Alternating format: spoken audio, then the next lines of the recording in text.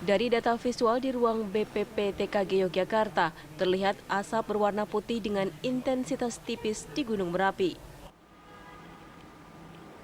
Asap ini berada di 50 meter di atas puncak kawah. Suara guguran terdengar hingga cukup keras dari Kaliurang sebanyak 2 kali.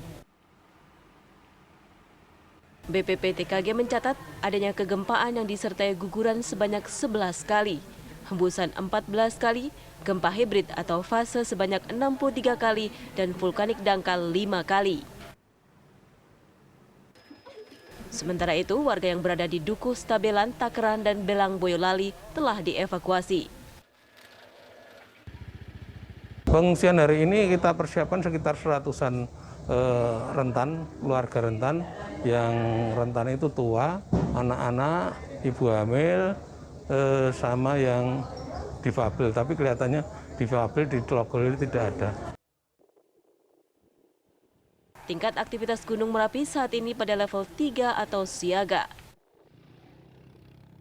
Dari Boyolali dan Yogyakarta, Agus Sabtono, Nuryanto, TV One mengabarkan. Kondisi Gunung Merapi saat ini dalam level siaga dan kita akan mendapatkan informasi selengkapnya dari rekan kami Arga Dumadi yang berada di Yogyakarta. Arga, bisa berikan informasi perkembangan terbaru saat ini bagaimana kondisi Gunung Merapi, termasuk juga bagaimana proses evakuasi warga setempat? Ya, Putri Viola, kami kabarkan kepada Anda, pemirsa yang ada di rumah, bahwa hingga saat ini memang level dari Gunung Merapi ini masih berada di level 3 atau siaga. Sejak dinaikkan pada hari Kamis lalu dari level 2 ke level 3, begitu pemirsa. Dan pada hari ini, seperti sudah dikabarkan, memang aktivitas kegempaan dari Gunung Merapi ini terus berlanjut. Seperti diantaranya terjadi gempa guguran, gempa hembusan, dan juga ada gempa vulkanik dangkal yang terjadi pada hari ini, pemirsa.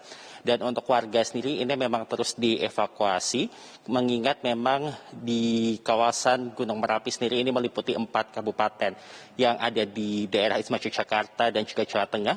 Maka proses evakuasi ini menuju ke barak-barak yang berbeda, karena memang sudah disediakan, seperti contohnya adalah di barak pengungsian yang berada di kawasan Cangkringan, begitu pemirsa.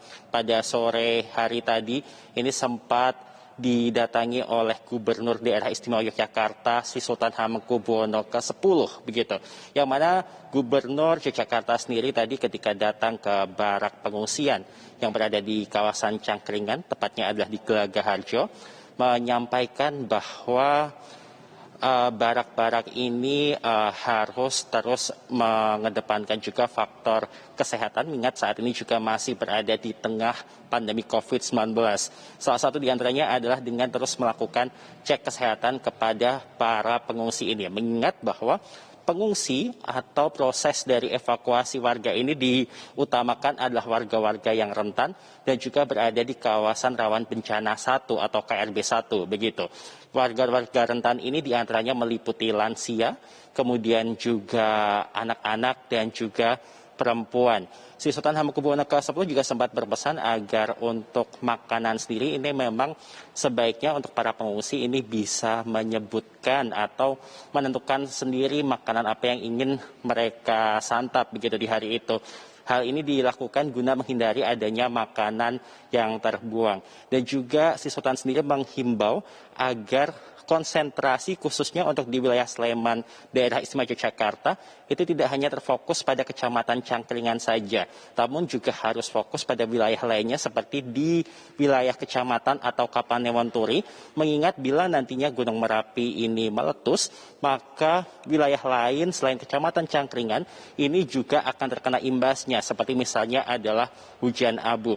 Dan proses evakuasi warga hingga saat ini juga masih terus berlanjut, namun proses ini juga masih dilakukan secara bertahap sambil melihat kondisi ataupun status dari Gunung Merapi, begitu. Untuk sementara demikian, kembali ke Jakarta bersama Putri Viola. Agung Dumadi, terima kasih untuk laporan terbaru Anda mengenai proses evakuasi yang terus berlanjut, terus berjalan. Ini sebagai menyikapi Gunung Merapi yang memang statusnya adalah siaga. Untuk berikutnya kita juga akan berbincang-bincang dengan Pak Surono atau yang kerap kita kenal dengan sebutan Mbah Rono yang juga merupakan ahli vulkanologi. Assalamualaikum warahmatullahi wabarakatuh. Selamat malam Mbah Rono. Waalaikumsalam, selamat malam Mbak Putri, selamat malam para pemirsa TV yang saya hormati. Baik, Mbah Rono, dari pengamatan dan juga pengalaman Mbah Rono ini, apa yang bisa dibaca, dilihat, diprediksi dari aktivitas-aktivitas Gunung Merapi beberapa hari ataupun sepekan ini? Ya, pertama saya sampaikan bahwa status siaga itu sudah tepat. Ya. Bahwa antisipasi pengungsian radius 5 km itu sudah pas. Artinya begini, jika Merapi terjadi letusan, jarak radius 5 km itu aman.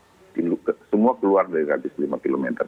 Tidak letusan juga tidak apa. Tetapi yang perlu digarisbawahi bahwa tidak semua gunung api dalam status siaga itu bisa naik ke awas atau diikuti oleh letusan. Tetapi yang perlu dicatat Mbak Putri bahwa peningkatan aktivitas Merapi ini tidak diawali dengan gempa-gempa dalam, sampai sekarang juga tidak tercatat dengan gempa-gempa dalam. Artinya apa? Tidak ada suatu energi yang besar, ya kan? Maka letusan seperti tahun 2010 itu dapat dikesampingkan. Kecil kemungkinan itu akan terjadi. Jadi radius 5 km kawasan rawan bahayanya sekarang ini, semua keluar dari radius 5 km, saya kira suatu perhitungan yang sudah pas, ya kan, jika terjadi letusan, selamatlah jika keluar dari radius 5 km tersebut. Baik, Mbah Rono, seperti yang dikatakan tadi oleh Mbah Rono, tidak ada gempa-gempa dalam, sehingga kemungkinan besar ini tidak seperti pada saat 2010 lalu yang meletus begitu hebat begitu. Besar, ya, nah, betul. Ya betul, Mbah Rono. Tapi apa yang harus diwaspadai oleh masyarakat? Ya, yang paling rentan ya kan, kalau Merapi masuk dalam kamus dia, ya kan, yang sudah menjadi patokan letusan tipe Merapi yang diakui oleh dunia, ya kan, ada guguran gubah lava dan diikuti awan panas, maka arah selatan tenggara, utamanya daerah sekitar Kaligendol itu adalah yang paling utama berbahaya. Kemudian jika letusannya eksplosif tegak lurus tanpa ada awan panas, di mana angin dominan ke arah barat, tentunya daerah sekitar Magelang, Muntilan, dan sebagainya, itu berpotensi terdampak hujan abu dari lebat sampai sedang. Itu yang kemungkinan terjadi. Ke arah utara bergantung dari jenis intensitas letusan, demikian juga ke arah timur. Tapi yang harus diperhatikan ke arah barat, ya kan, terus ke arah selatan tenggara, karena relatif bukaannya itu Merapi ke arah selatan tenggara. Baik, Mbah Rono, terima kasih untuk waktunya. Terima kasih sudah memberikan informasi yang begitu bermanfaat untuk kami. Selamat malam. Selamat beraktivitas kembali. Terima kasih, Mbah Rono.